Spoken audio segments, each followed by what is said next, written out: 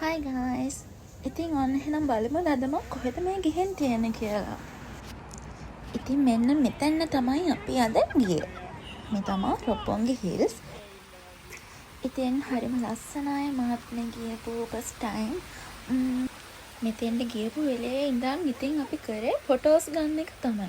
මොකද ලස්සන ලොකේෂන්ස් ටිකක් තිබ්බ මේ හරියේ.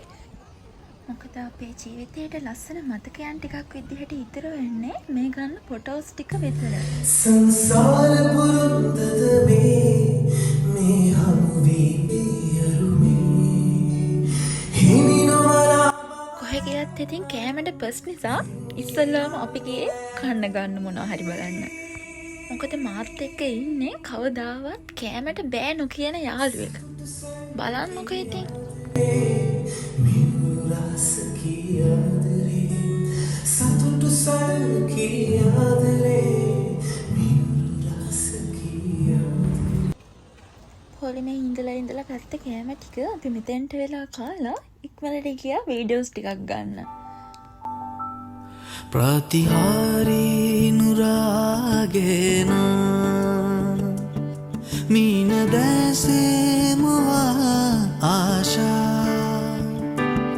රූපසාරී මෙවී පේන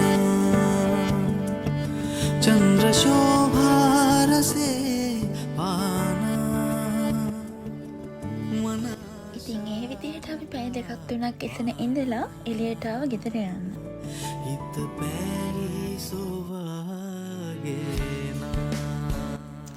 ඒත් හැබැයි ආයෙම සැරයක් ආව බඩගින්න නිසා අපි තුන්දෙනා කඩයක් හොයාගෙන ගියත් මොන හරි කාලේ යන්න. මේ විදිහට පාරේ යද්දී අහම්බෙන් ටෝකියෝ ටවර් එකත් අපිට සෙට් වුණා. ඉතින් එතෙන්ද අපි යන්න හිටියට අපිට ටයිම් මදි වුණා එතෙන්ට යන්න. ඒ හින්දා මෙතෙන්ට වෙලා මේක දිහා බලන් හිටියා.